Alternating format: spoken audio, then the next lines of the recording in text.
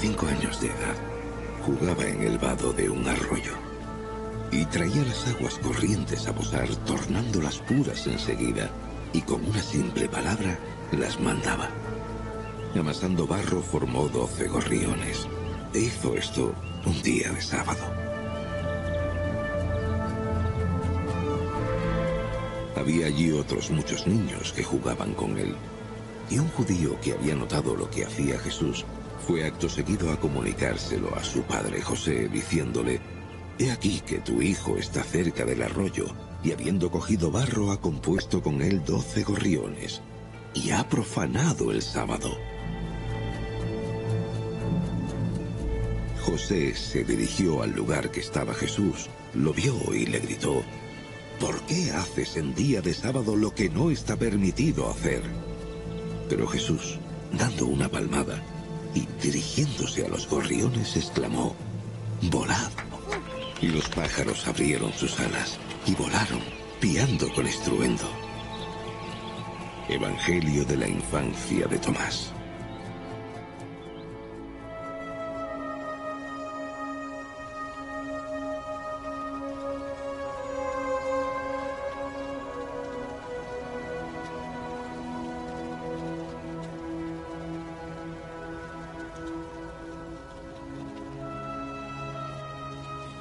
Los años perdidos de Jesús de Nazaret siguen siendo un enigma. Lo que ven aquí es un papiro recién encontrado en Hamburgo. ¿Qué nos viene a contar? Algo importante, qué duda cabe. Buenas noches, bienvenidos a la nave del misterio. Es que sobre esa parte de la figura más influyente de todos los tiempos se sabe poco, me refiero a la infancia. La infancia de Jesús, aunque bien es cierto que casi toda la vida de Jesús es un enigma.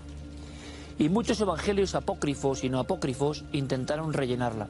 Los cronistas de su tiempo nos legaron una serie de testimonios asombrosos. La historia de los pájaros de barro. Hay hasta hermosas canciones sobre los pájaros de barro hoy en la cultura popular española. Bien, pues es una escena que tiene lugar, según estos documentos, donde Jesús empieza a manifestar una serie de prodigios a su alrededor.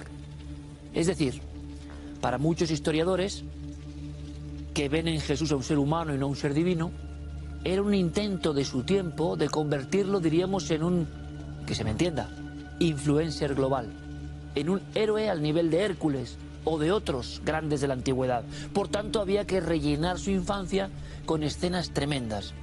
¿Qué hay más tremendo que un niño que hace unas figuras de barro y de pronto empiezan a volar?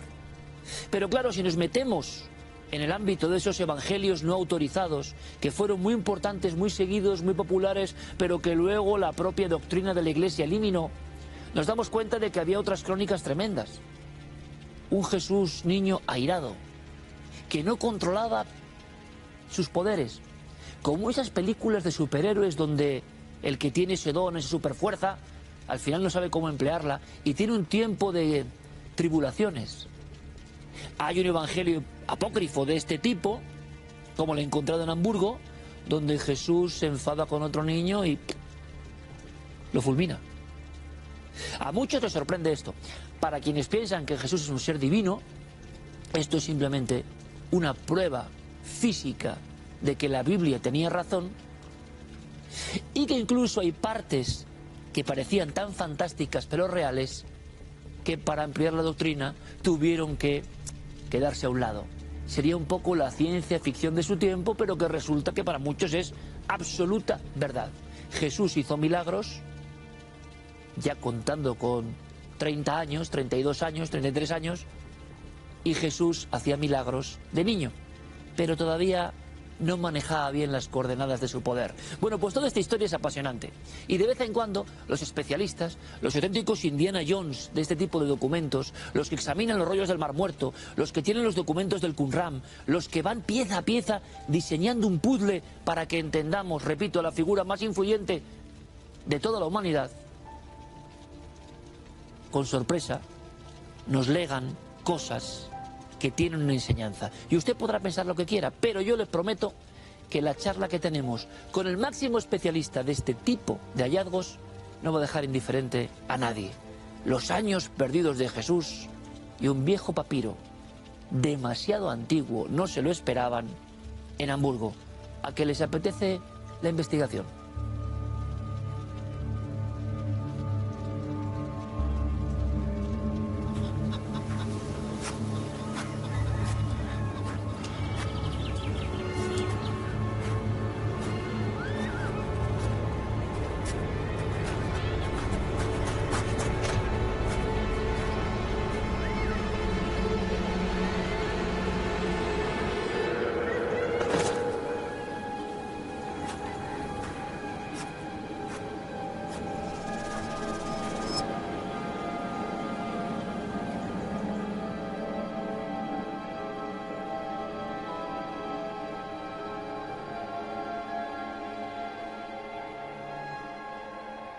Papiro griego de Hamburgo, 1011, y lo analizamos, y esto sí que es un lujo, yo lo digo, con el mayor experto, estoy seguro, mundial, en estas coordenadas que para el resto son desconocidas, pero que siempre nos conectan con, caramba, lo que no sabemos de un personaje como Jesús de Nazaret. Apasionante.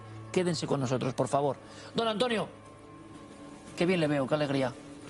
Estoy bien, estoy encantado, estoy con amigos aquí. ¿Qué más puedo pedir? Y estás con eso. Y estoy con eso.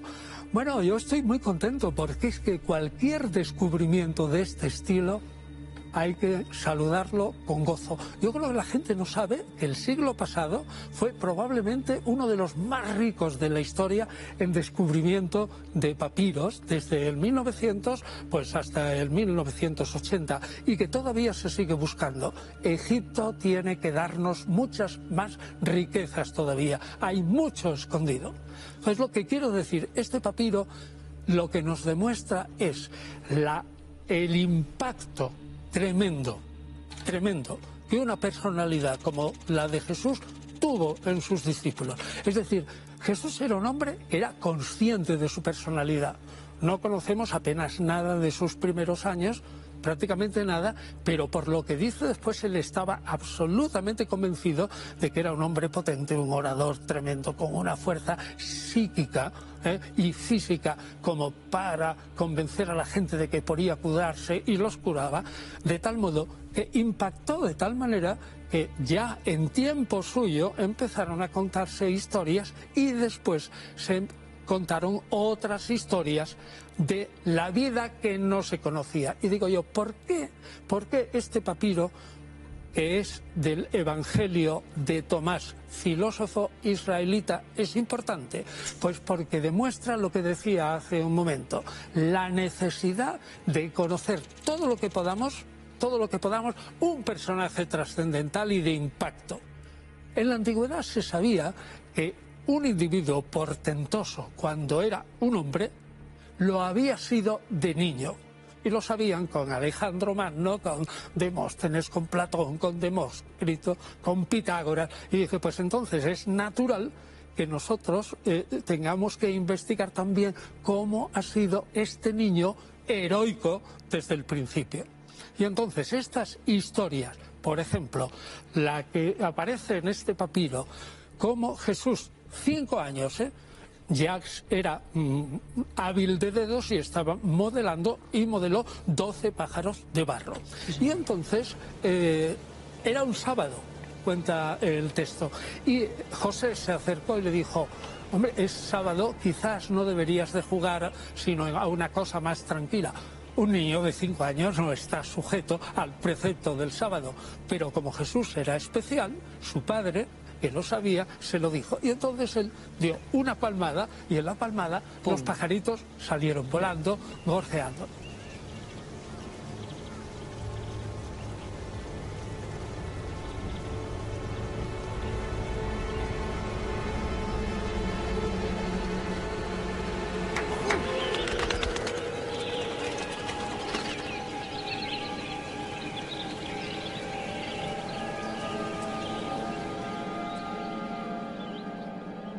La clave es, Jesús es exactamente tan heroico como, por ejemplo, Hércules.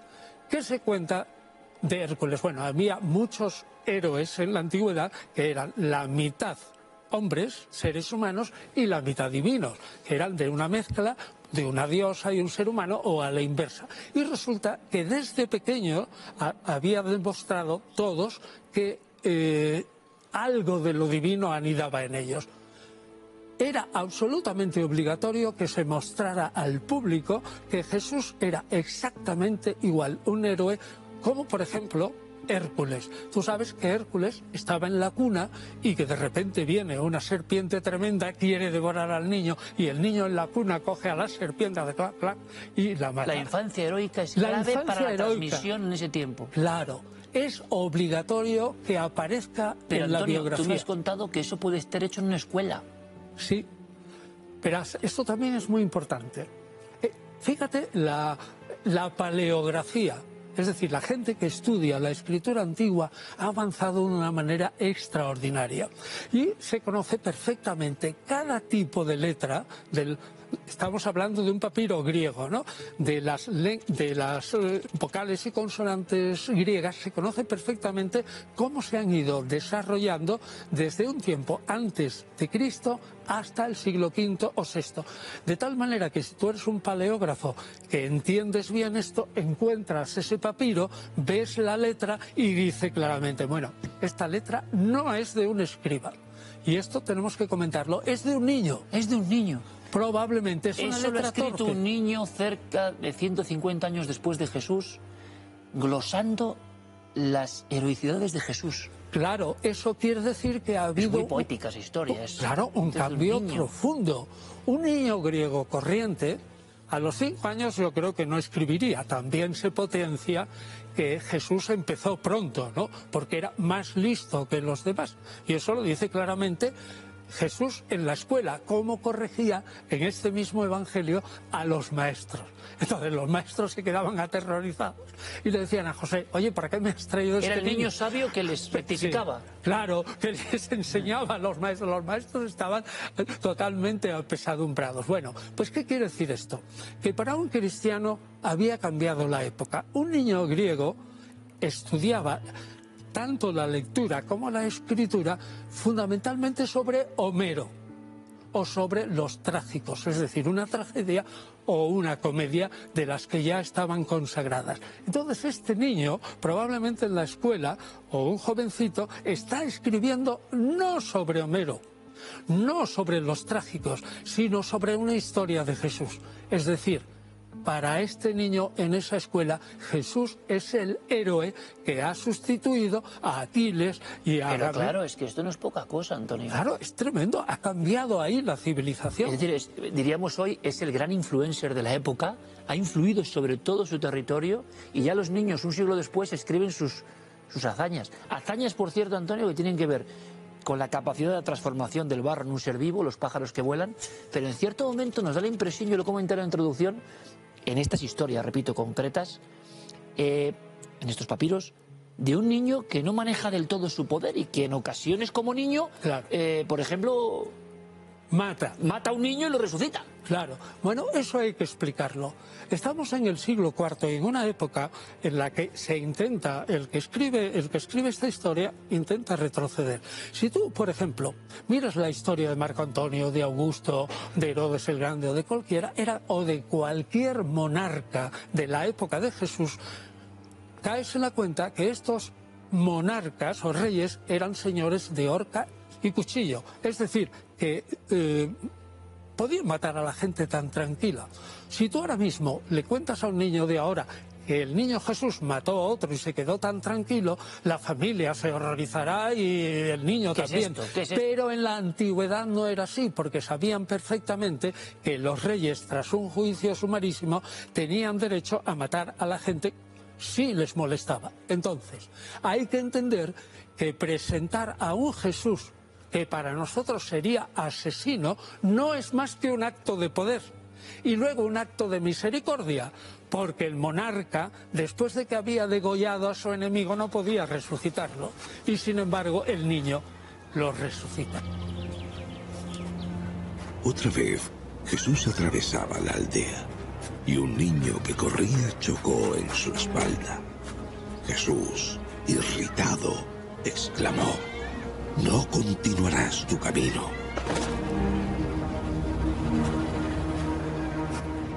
Y acto seguido, el niño cayó muerto. Y los padres del niño muerto fueron a encontrar a José y se quejaron diciendo: con semejante hijo no puedes habitar con nosotros en la aldea, donde debes enseñarle a bendecir y no a maldecir, porque mata a nuestros hijos.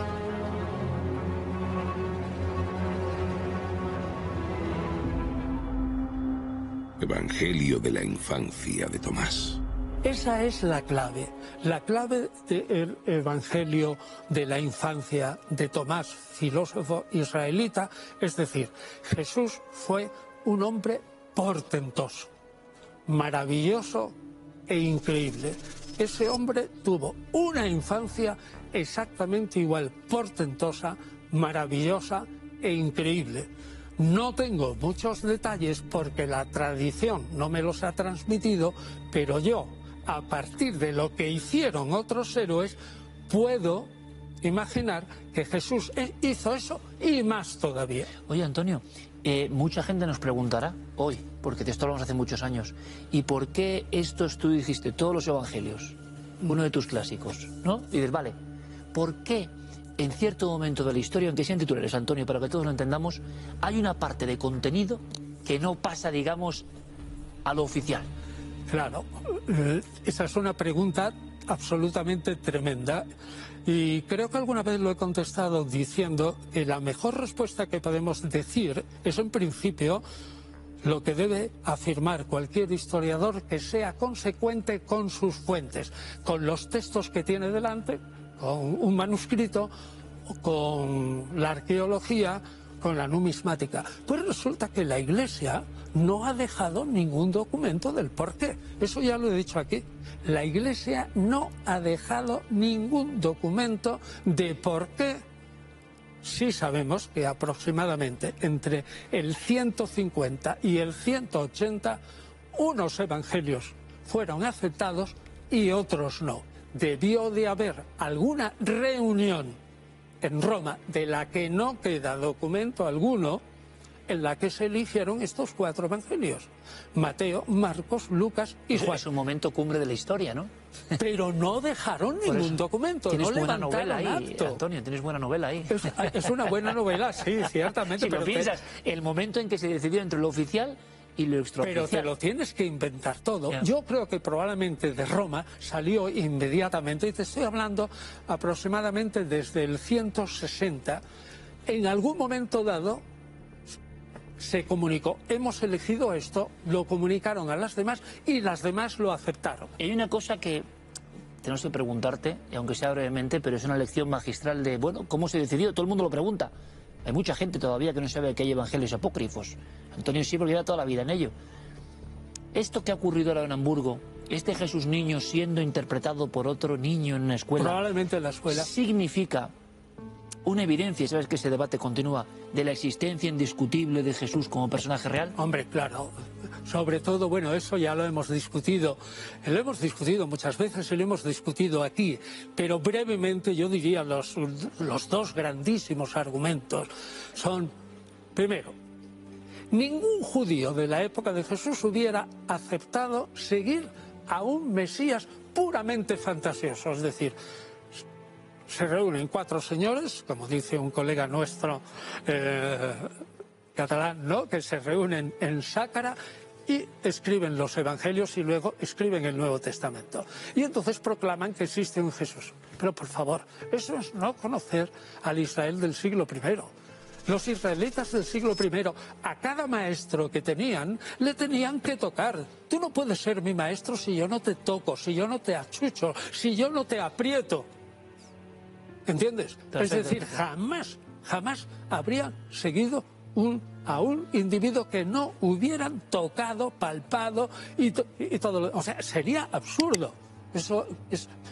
Y el segundo argumento, que normalmente no se suele decir y que yo ya lo he visto copiado por ahí, pero creo que yo fui el primero que lo dijo, es: los 4 evangelios, tal como están escritos, son absolutamente infalsificables. Son infalsificables. Si tú a la inteligencia artificial le quitas todo lo que sabes del cristianismo, es decir, lo que le hemos metido, y le dices, escríbeme una historia que sobre... lo hace así. No puede escribirla, porque es una historia complicadísima, con 4 versiones distintas, con sus contradicciones. Pero con un epicentro, digamos, unos pivotes. Con un núcleo. ¿Qué vería la gente, discípulos de Jesús, primero para cambiar el mundo? ¿Qué clase de prodigios, qué clase de fuerza vería para esta revolución que vemos que la arqueología nos aproxima más? Sí, y la arqueología y la paleografía y todo esto. Pues ¿qué verían? Absolutamente convencidos de que estaban ante un hombre prodigioso y que era el Mesías de Israel. Tenemos en los Evangelios, desde el capítulo 8 de Marcos, pruebas. Otra cosa es cómo se entendía ese Mesías, y los evangelistas meten ahí sus cuñas propias de cómo hay que entenderlo. Pero los discípulos, sobre todo al final de la vida, estaban convencidos de que habían convivido con el Mesías. Era el momento final.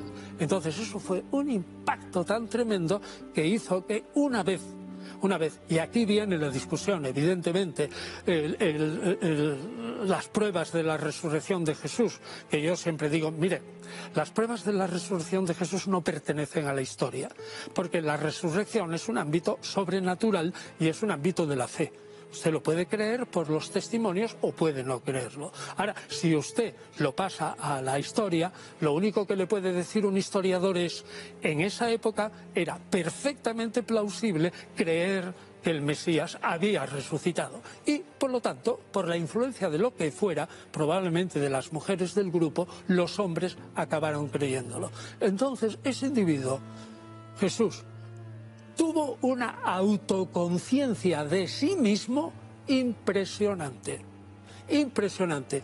La gente esto no lo sabe porque no ha leído lentamente los evangelios, pero cuando cae en la cuenta que él se compara, que es mayor que Jonás, que se compara al mismo Salomón y que es mayor que Salomón, o a la reina de Saba y es mayor, y él cree que es el profeta del último tiempo, debió de producir, además, con esa potencia tremenda que tenía el personaje, debió de producir un impacto que la gente, como tú sabes que existe hoy, se curaba.